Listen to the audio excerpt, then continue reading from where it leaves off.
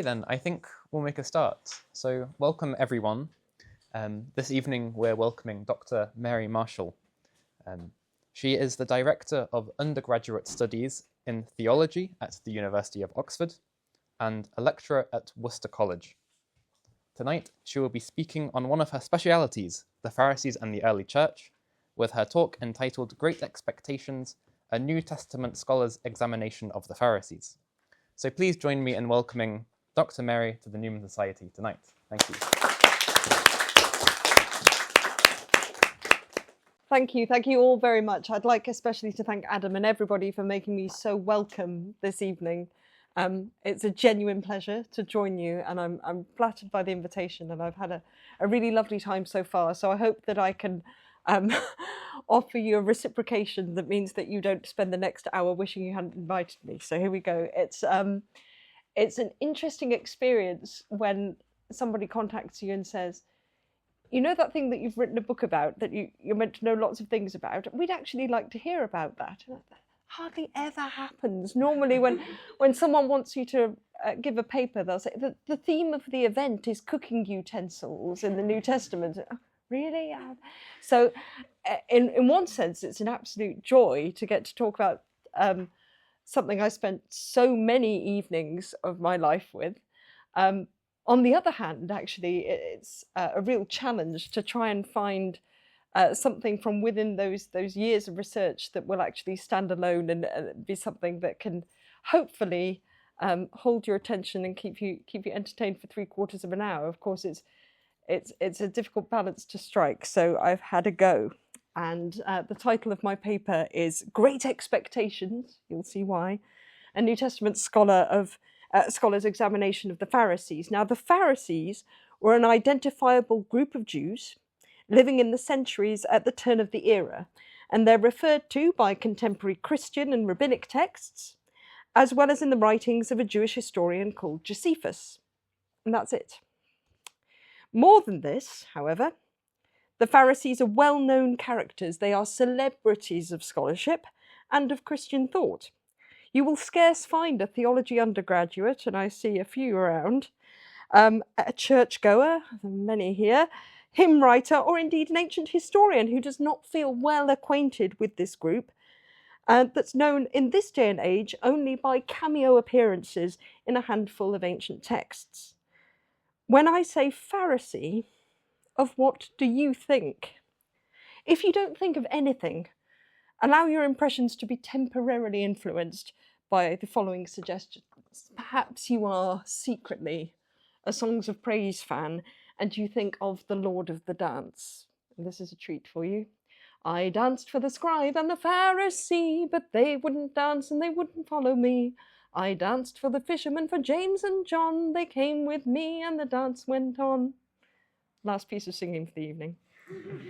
Or perhaps you recall Emily Bronte's description of the servant Joseph in Wuthering Heights. I'm sure you all do, but to remind you, quote, he was and is yet most likely the wearisomest self-righteous Pharisee that ever ransacked a Bible to rake the promises to himself and fling the curses to his neighbours.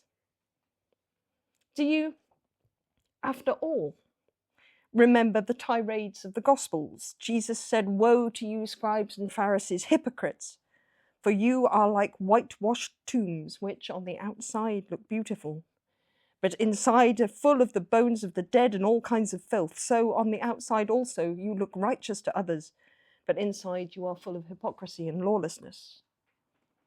I've also brought with me this, which is actually a wedding present given to me by a dear friend who thought he was richly comic.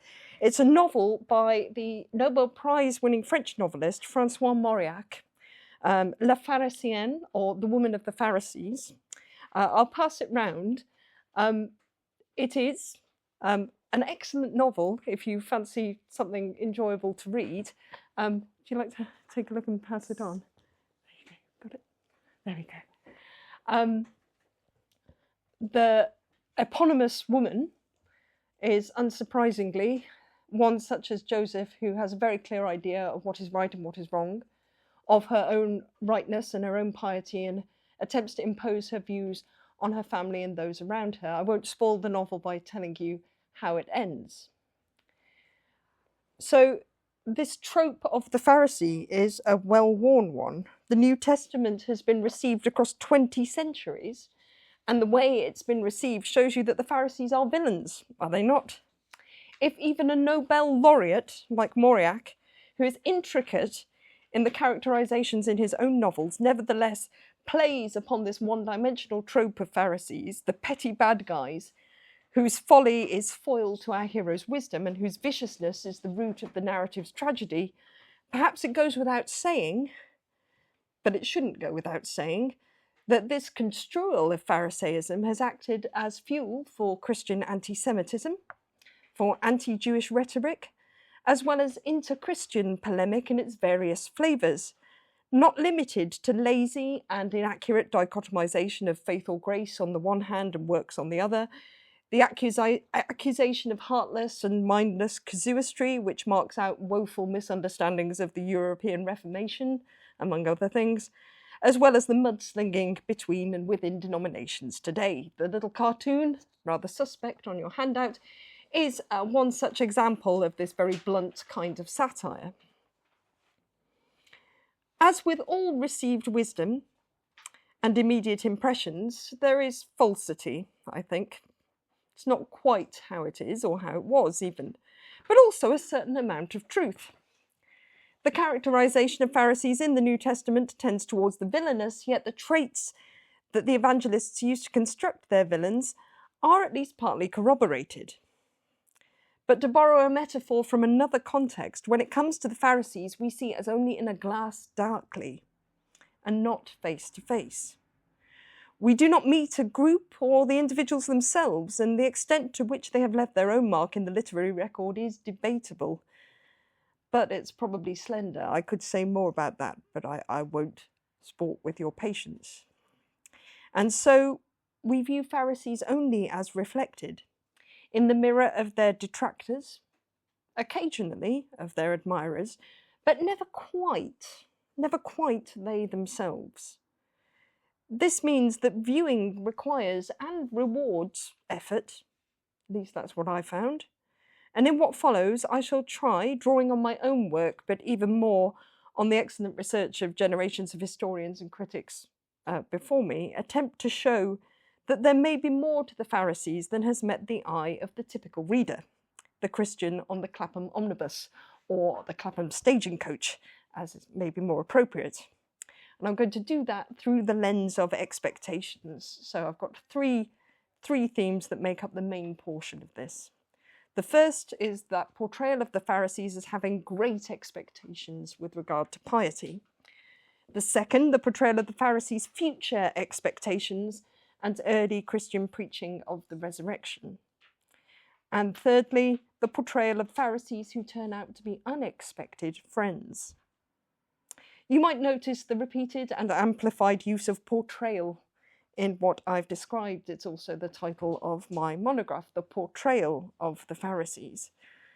I should stress that in my presentation tonight, like in the book that underlies it, I'm explicitly dealing with portrayals, the Pharisees of the New Testament, as distinct from what we might term the Pharisees of history as such.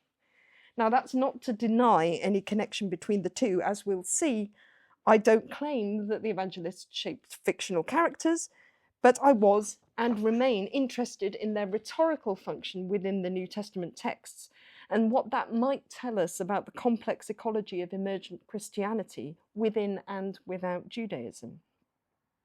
So let's start, and hopefully you'll see what I mean. To begin, the Pharisees' great expectations with regard to piety.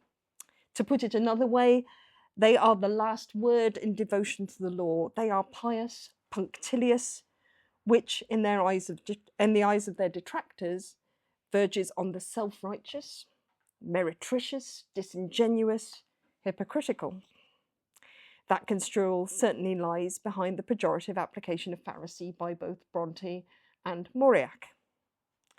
The substance of this is found throughout the Gospels, and you've got on your handout, as well as the cartoon and the bits of of novels, you've got some New Testament texts, which I'm going to be speaking to. I think it's helpful to have them in front of you. So quoting from Mark chapter 7. Now when the Pharisees and some of the scribes who had come from Jerusalem gathered around him, they noticed that some of the disciples were eating with defiled hands, that is, without washing them. For the Pharisees and all the Jews do not eat unless they thoroughly wash their hands, thus observing the tradition of the elders, and they do not eat anything from the market unless they wash it. And there are also many other traditions that they observe, the washing of cups, pots, and bronze kettles. So the Pharisees and scribes asked him, that is Jesus, "Why do your disciples not live according to the tradition of the elders, but eat with defiled hands?" Or similarly, Matthew 23, "Woe to you, scribes and Pharisees, hypocrites, for you tithe mint, dill, and cumin, and have neglected the weightier matters of the law, justice, mercy, and faith." Now, to understand that one, it's helpful to appreciate, first of all, that mint and dill and cumin are herbs and spices. They are very light and fluffy things. Tithing, for those of you who are not sure, tithing is, if you like, a form of religious tax that operated in ancient Judea, where, according to the law of Leviticus and Deuteronomy, a tenth of corn and wine and oil, the principal crops of the land, would be made over to the temple. But if you're tithing mint and dill and cumin, you're also making over a tenth of those crops as well. This requires some attention to detail, some punctiliousness. Have you ever tried to weigh parsley? It's not easy. I'm making sage and onion stuffing at the weekend and had to look up 2 tablespoons of sage, but I'm buying sage from the supermarket in grams. So how much is 2 tablespoons in grams? Oh, it's 1.25 grams of, I'm not sure my scales do that. To weigh a herb or a spice, to calculate a tenth of it, to separate that off, that is actually requiring a lot more work. And you're really getting down to the granularity of your kitchen once you start dealing with mint and dill and cumin. It is a supererogatory adherence to the law. It's taking it the extra mile. Now, these criticisms are encapsulated in the accusation that Jesus levels in the same chapter. They, the scribes and Pharisees, tie up heavy burdens hard to bear and lay them on the shoulders of others, but they themselves are unwilling to lift a finger to move them. You better go home and tithe your dill and cumin. I can't help you if your scales don't do that. Work it out. 1.25 grams is 1 tablespoon. You don't have a table? Oh dear. Not a finger to lift them. So their weight becomes intolerable, counter to the will of God and to the gospel announced by Jesus and his disciples. We see that in their opposition, say, to the healing of a hemorrhaging woman on the Sabbath or a man with a withered arm. In this blunt reading, punctiliousness overrides propriety. Sensibility is consumes sense, and casuistry replaces compassion. That's the blunt reading. But let's take a closer look. This aspect of the Pharisees' portrayal does find corroboration of a sort in the few other sources that refer to them, and I'm only going to have time this evening for one of them, which is Josephus. If we had many more evenings, I'd also take you to rabbinic texts like the Mishnah, and you can find a reference on your handout. Now, Josephus is a Jewish historian, so a Jew who was a historian, also a historian who wrote about Jews, so both senses of that. And he wrote under imperial patronage, so he was living at the expense of the emperor, the Roman emperor, Vespasian and Titus, in the closing decades of the 1st century. And he is also keen to associate Pharisees with a strict adherence to the law of God and as accurate interpreters of that law. I'll read to you from Josephus. This one isn't on the handout.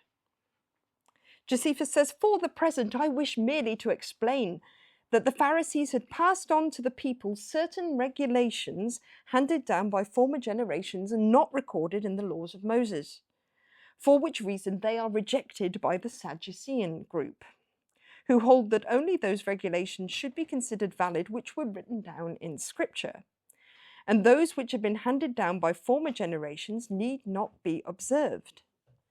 And concerning these matters, the two parties have come to controversies and serious differences, the Sadducees having the confidence of the wealthy alone, but no following among the populace, while the Pharisees have the support of the masses."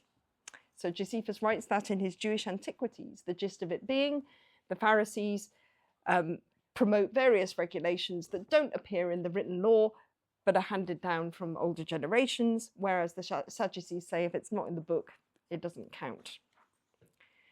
He also writes in his Jewish War, "The Pharisees, who are considered the most accurate interpreters of the law, hold the position of the leading sect." What does leading sect mean? We don't really know, but these are just two of the examples where accuracy in interpretation of the law and their influence in the population is tied together.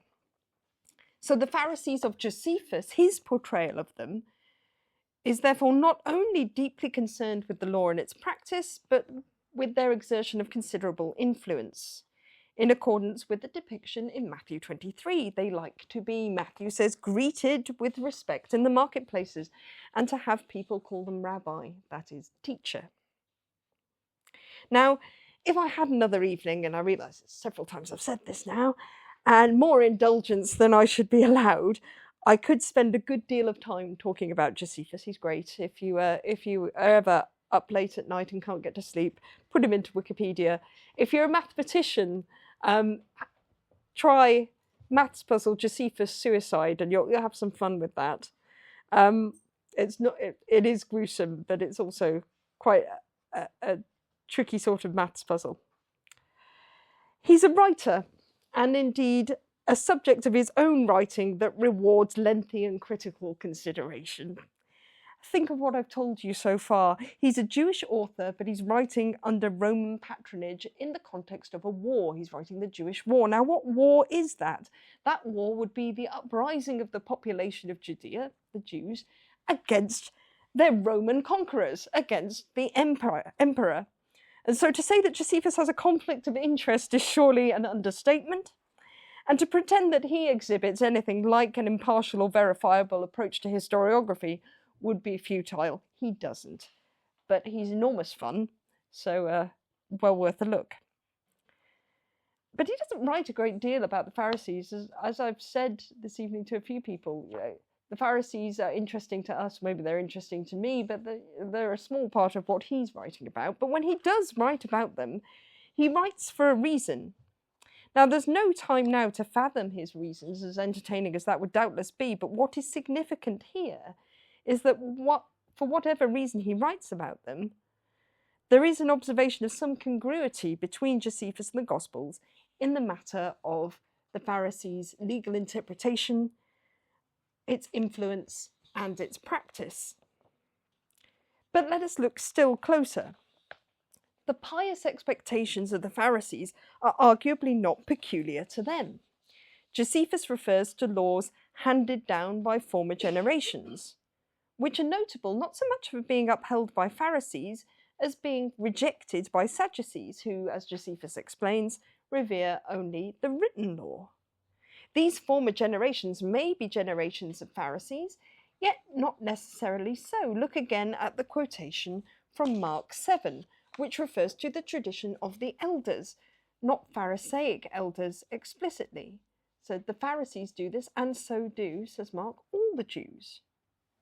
Now here I'm borrowing the insights of my own teacher, Martin Goodman, who's articulated the idea far more extensively and robustly, but the Pharisees in these sources, including in the Gospels, may be seen to endorse and propound a traditional practice which is the common inheritance of first century Jews. To put it a little flippantly, but I hope effectively, whenever you're trying to interpret or apply a law or a convention, we know how to interpret it and how to apply it, because we've been taught in a certain way.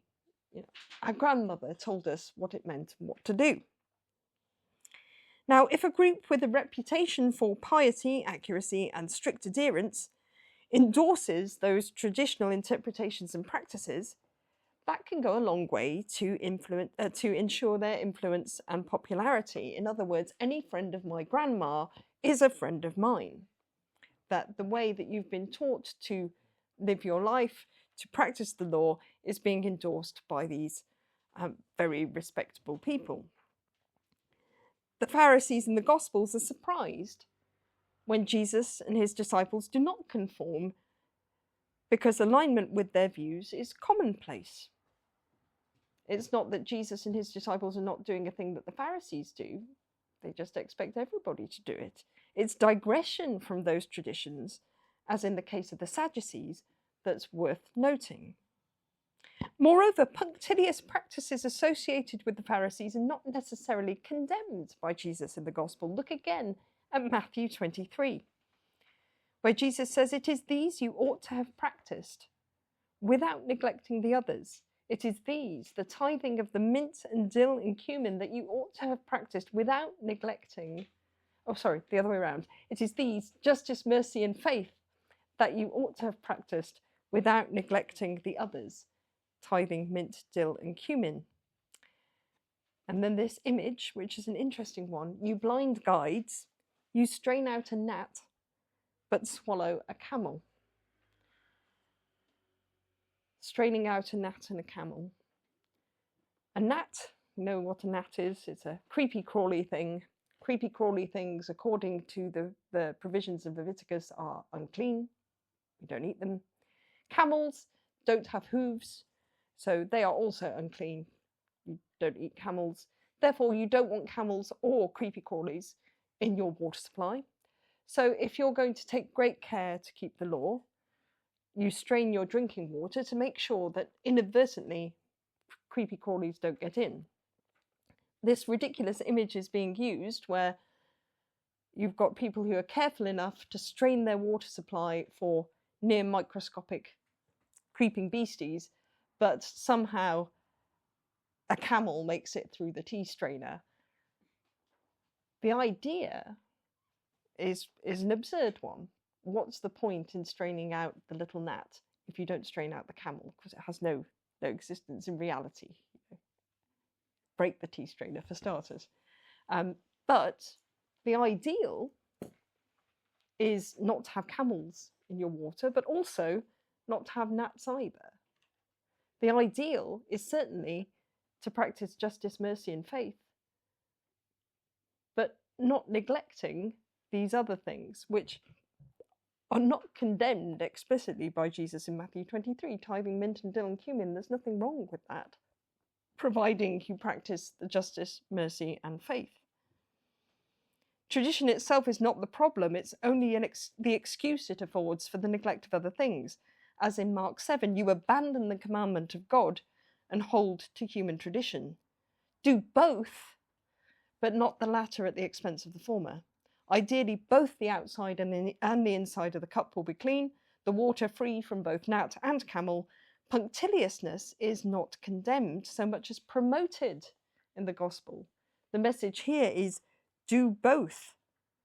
The reputation of the Pharisees as strict, accurate, punctilious makes them a great rhetorical foil for this appeal to even a greater demand in practice. My second theme, the Pharisees' expectations and early Christian preaching of the resurrection. Now, there's a branch of theological endeavour called eschatology. It comes from the Greek word eschatos, meaning last. That is reasoning and discourse about the last things. And viewed from a Christian perspective, a number of items fall into its scope. So, for example, death, resurrection, judgment, the end of the world, the recreation of the same, the ultimate purpose of all these. Cheerful stuff. Eschatology is not, however, a Christian preserve. Speculation on these and similar or corresponding themes has occupied a variety of religions, philosophies, traditions, and their practitioners. And it should come as no surprise, I think, that Christian eschatology emerges from the Judaism of antiquity. But Jewish eschatology in the period that we're talking about, or any period, was neither obvious or uniform. And by way of example, I'm now going to take you out of the Gospels and into the Acts of the Apostles. In Acts, belief in the resurrection of the dead is presented as a characteristic of the Pharisees that again distinguishes them from the Sadducees. We often find those two as a pair. And you have a quotation from Acts 23 on the handout. The Sadducees say that there is no resurrection or angel or spirit, but the Pharisees acknowledge all three. And that too is echoed in Josephus's description of the different schools or orders or philosophies of Judaism. He says, quote, the Pharisees believe that souls have the power to survive death and that there are rewards and punishments under the earth for those who have led lives of virtual vice. Eternal imprisonment is the lot of evil souls, while the good souls receive an easy passage to new life.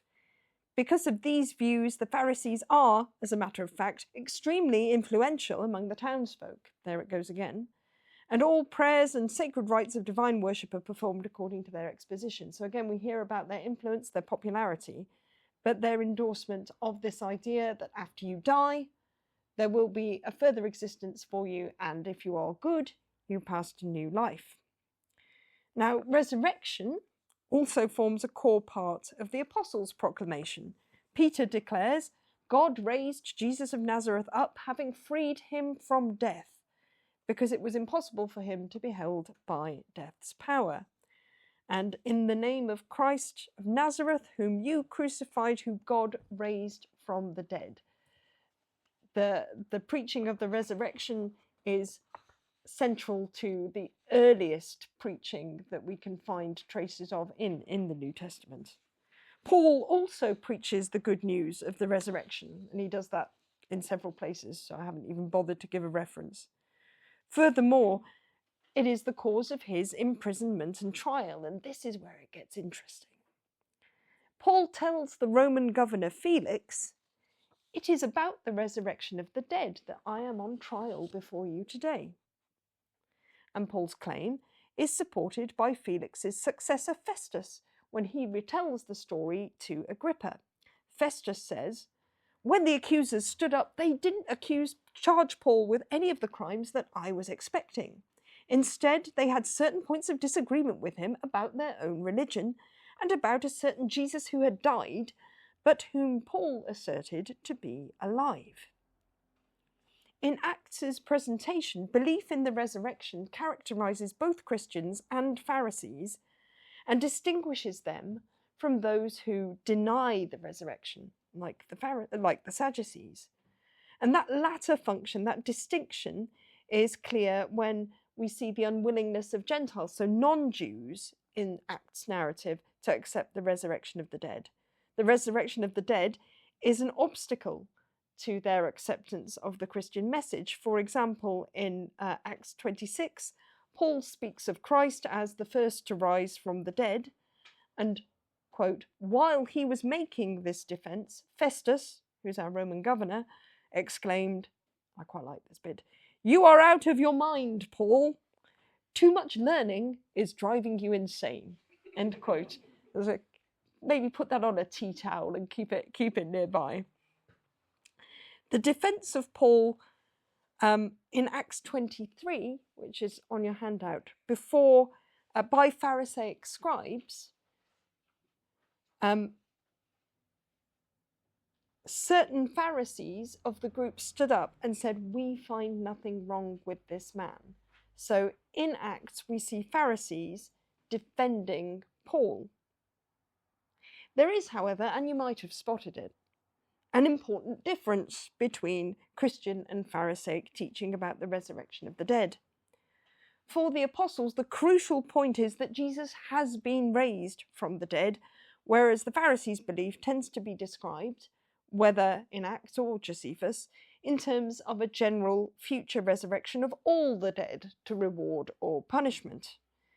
It's significant that when appealing to Pharisees, Paul makes no mention of Jesus' resurrection, but in his speeches in Acts describes it according to those Pharisaic terms. So he says in one of his speeches in Acts 24, I have a hope in God, a hope that they themselves also accept, that there will be a resurrection of both the righteous and the unrighteous. So he, Paul, has a hope in the resurrection of righteous and unrighteous, of everybody, a hope that they, his fellow Jews, also accept. Paul appeals to the Sanhedrin as a Pharisee defending his Pharisaic belief, but it seems to overlook the discrepancy between this stance and his own conviction about the risen Jesus. That discrepancy might be argued, illustrates that there's no common ground at all, since Pharisees concur with Christian teaching only in its Pharisaic aspects, i.e., not including the resurrection of Jesus from the dead, which is really the important point for the apostles. And that is why, taking a story like Acts 23, Paul's appeal to Pharisaic teaching can be interpreted as a ploy, a tactic, which divides the council and disrupts proceedings. So if we have a look at that passage, on this reading, Paul is not alerting his audience to a point of contact between Pharisees and Christians, but is playing a trick to save his skin. He does something similar earlier on in chapter 16, when he claims to be a Roman, and at that point everything has to stop because there are certain things that Roman citizens deserve, and now he said he's a Roman, it all has to be checked, and everything gets disrupted, and wait a bit till something happens and it all starts again. By claiming to be under a charge for preaching the resurrection of the dead, Paul is exposing the Jews in the council, that comprises both Pharisees and Sadducees, who do not believe in the resurrection, exposes them as divided with regard to their own beliefs. So the only reason we see Paul presenting this belief in Pharisaic terms then is because it's a ploy, a strategy, a tactic. But I find that quite difficult to maintain as an explanation, because Paul persists in appealing to Pharisaic teaching even when it doesn't disrupt anything at all. In fact, he doesn't present it as a point of controversy, but he says it's something that unites the 12 tribes of Israel. And he returns to that theme again and again, and attempts to make resurrection, not explicitly resurrection of Jesus, but resurrection of the dead, the focus of accusations against him, even though this issue is nowhere anything that's provoked his arrest. A review of the very few recorded charges against Paul, most of the charges against him are undefined, show that they're not really concerned with the resurrection, but that he's teaching against the law. Paul's words then are more than tactics, I think, to disrupt proceedings. He attempts genuinely to change the issue of his trial. He does recognise similarity between Christians and Pharisees, albeit on Pharisaic terms. Christians share the Pharisees' belief in the resurrection of the dead, although it's not clear that non-Christian Pharisees affirm that Jesus has been raised. But that brings us to our third and final section, and that is the Pharisees as unexpected friends. Now, the Pharisees are ideally placed then as defenders of Christianity. Not only do they hold beliefs that, hold beliefs that allow them to admit the potential legitimacy of Christian claims, but they also enjoy a reputation for respectability and expertise. Gamaliel is a Pharisee who defends Peter and the others in Acts 5, and we're told he is a teacher of the law and respected by all the people. If you're going to be defended, these are the people you want to defend you. If Pharisees, the strictest sect of Judaism, support Christians, then the church must be innocent of any of the transgressions it's charged with. The most obvious unexpected friend is Paul himself, and we've already spoken about him. He's not only a Christian missionary, preacher, and founder of churches, but he also identifies himself in Acts as a Pharisee and the son of Pharisees. educated under that same Gamaliel the Pharisee in Acts 5. He says in Acts 22, I am a Jew born in Tarsus in Cilicia and brought up in this city at Jerusalem at the feet of Gamaliel, educated strictly according to our ancestral law, traditions of the ancestors, and being zealous for God, just as you all are today. Or again in 26, all the Jews know of my way of life from my youth. A life I spent from the beginning among my own people and in Jerusalem. They have known for a long time, if they are willing to testify, that I have belonged to the strictest, and there's that word again, strictest sect of our religion, and lived as a Pharisee. Regardless of whether or not these introductions serve a rhetorical purpose to appease or dupe his audience, that tactic or ploy again, it's clearly possible for the Paul of Acts to claim that he is a Pharisee whilst at the same time being a Christian. And I will use that word Christian applied to Acts because it is the book of Acts that coins the name Christian. He is a Christian accused as a result of his efforts to preach the gospel. And in explaining what's going on, his depiction of Pharisaic endeavours is positive. He, like them, is zealous for God. He has been educated strictly. Paul, as he is presented in Acts, has not relinquished Pharisaism in favour of his newfound faith in Jesus. Rather, this new faith is the fulfilment of those hopes that they're all expecting. The Pharisees, Paul says, trust, I quote, a promise that our 12 tribes hope to attain, end quote, the fulfilment of which has been announced in the raising of Jesus from the dead. The author is continually enthusiastic to show that the events of the story fulfill the prophecies of the Old Testament, and his arguments, Paul's arguments, appeal to fellow Jews, whilst binding Gentile, non-Jewish Christianity to its roots. For the author of Acts, Paul is a Christian and a true Pharisee who has remained loyal to his Pharisaic upbringing. In that depiction, portrayal, Acts does diverge somewhat, although not entirely, from the picture presented by Paul himself in his letters. Paul discloses but a little of his former life, as he calls it, but he asserts, quoting from Galatians, "You've heard no doubt of my former life in Judaism. I was violently persecuting the Church of God and trying to destroy it. I advanced in Judaism beyond many among my people of the same age, for I was far more zealous," that's that word again, "for the traditions of my ancestors." There's that little word again, that phrase. And most strikingly, in the letter to the Philippians, Paul claims, quote, "If anyone else has reason to be confident in the flesh, I have more.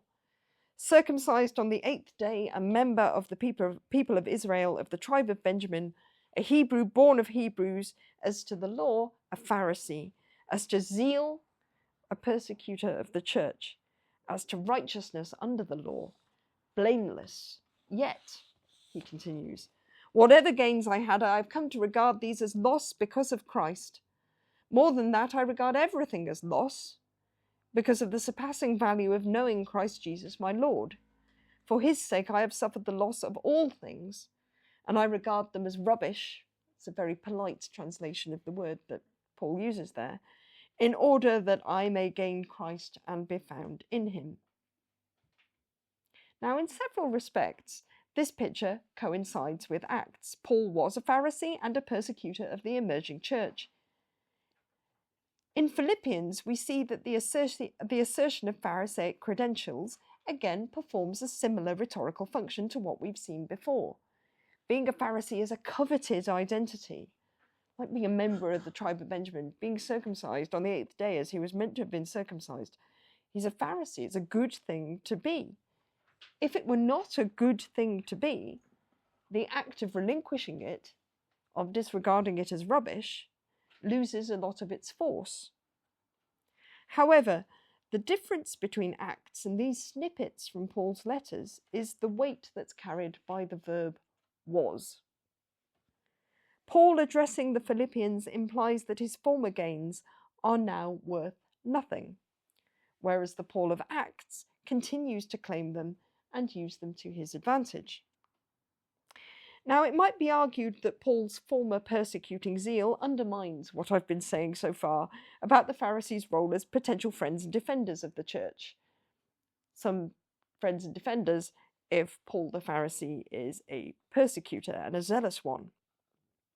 Nevertheless, in these earlier parts of Acts that talk about Paul as a persecutor, no reference is made to Saul, that's Paul's name before he becomes a Christian, as a Pharisee.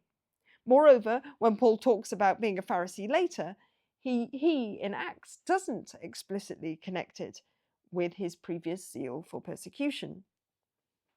That's a contrast with Philippians. Now, again, I don't propose that we isolate the two. Paul was a Pharisee when he persecuted the church. However, a comparison of Philippians 3 verses 5 to 6, where Paul juxtaposes those two things as elements of his former life, highlights the distinctive nature of the position in the Acts of the Apostles, which consigns Paul's role as a persecutor, and indeed his original name, Saul, to a life prior to Christ, and not touched again. But it does not consider Pharisaism in that same category. It does not consider being a Pharisee to be at odds with Paul's new life in Christ. Paul of Acts 23 remains a Pharisee, but has become the victim of persecution. Paul shares this dual identity with believers who belong to the sect of the Pharisees in Acts 15. That's a chapter that concerns a division in the church over how the mission to the Gentiles, to non-Jews, should be conducted. Now, these Christian Pharisees assert it is necessary for the non-Jewish Christians to be circumcised, which of course they wouldn't be, and ordered to keep the law of Moses, which hitherto they had not done. These Christian Pharisees extol a distinctively Jewish perspective. Gentiles don't tend to go around saying that Gentiles should be circumcised and keep the law of Moses.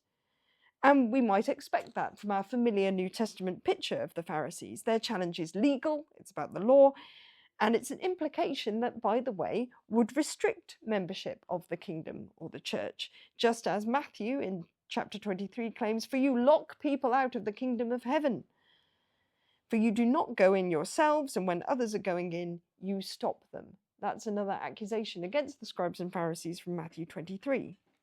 However, if we keep reading in Acts 15, we find that the decision of Peter, James, and the council not to circumcise Gentiles meets with the approval of the whole church. There is no outcry against Peter's speech, but rather the whole assembly, and this is on your handout, the whole assembly kept silence and listened to Barnabas and Paul as they told of all the signs and wonders that God had done through them among the Gentiles. And then 10 verses later, the apostles and elders, with the consent of the whole church, decided to choose men from among their members and send them to Antioch with Paul and Barnabas with the following letter. That letter is a text that we know as the apostolic decree, which essentially says Gentiles do not have to be circumcised and keep the law of Moses, although they might want to keep some really important bits. There's no suggestion in either of these places that the unanimity here excludes the Pharisees, the Christian Pharisees. They too must have acquiesced to the majority opinion, which opposed circumcision of Gentile converts. Moreover, remember, demand for circumcision is not the sum total of their concern. They also promote the law of Moses, and elements of the latter are upheld by the apostolic decree, by that letter. Essentially, Gentile Christians are encouraged to keep those bits of the law that in the Torah, in the Old Testament, in Leviticus and Deuteronomy, Gentiles living in the land of Israel were encouraged to keep. So not eating meat sacrificed to idols, not consuming blood. The Christian Pharisees seek to maintain their membership of the church, and so they abandon their initial position that Gentiles should be circumcised, and they accept the teaching of the church and the implications it has for the gift of God's grace for the Gentiles, to the Gentiles.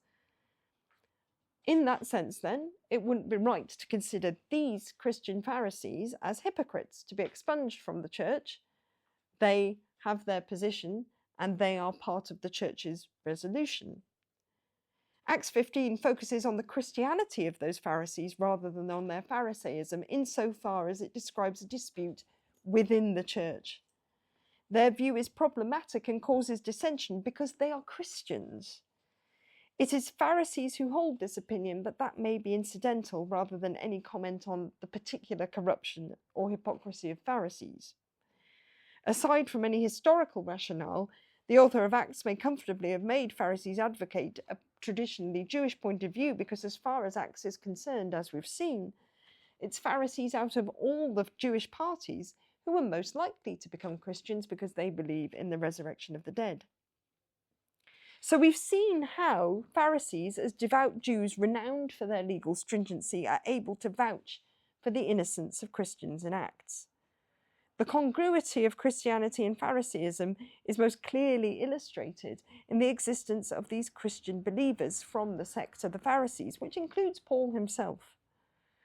The Acts of the Apostles is therefore keen to show how Christianity is not at odds with, but has its roots in Judaism and specifically, although not exclusively, Pharisaism. Emerging Christianity, and that's my interest, in all its own variety, sought to find and articulate its position with respect to the groups and individuals around it, who, at any given time, might prove to be friend or foe, model or antitype, and that would change as time went on. What I've presented this evening is necessarily only a fraction of what might be said with regard to the Pharisees in the New Testament. Only a fraction of what might be said with regard to the Pharisees and the early church, and a fraction of what might be said with regard to the checkered Christian reception of this historical Jewish group and its legacy. Moreover, and you've probably guessed, my selection has been partial in the other sense of partial. I've deliberately chosen case studies that I hoped would intrigue a little bit and perhaps confound some of your own expectations. Nevertheless, we have seen how Mark and Matthew used the reputed piety of the Pharisees to raise expectations still higher, these you ought to have done without neglecting the others. How, according to Acts, the Pharisees, over and above any other Jewish party, exhibit kinship with the early church, sharing a belief in the resurrection. Moreover, that for some Pharisees and for Paul himself, this must imply affirmation of the resurrection of Jesus Christ. To read any text, even a biblical text, and to do that responsibly requires us to set aside our own expectations of what we will find and to see what is on the page. I find that very few people, when they read, naturally read what is actually on the page in front of them. We still see the Pharisees themselves only through a glass darkly. But keen attention prompts us to observe what else is being reflected in that glass. The intellectual and practical challenges of a young church. The distorting and sometimes problematic reflections of later readers, and ever present, of course, our own shadow falling across the page. Thank you very much for listening.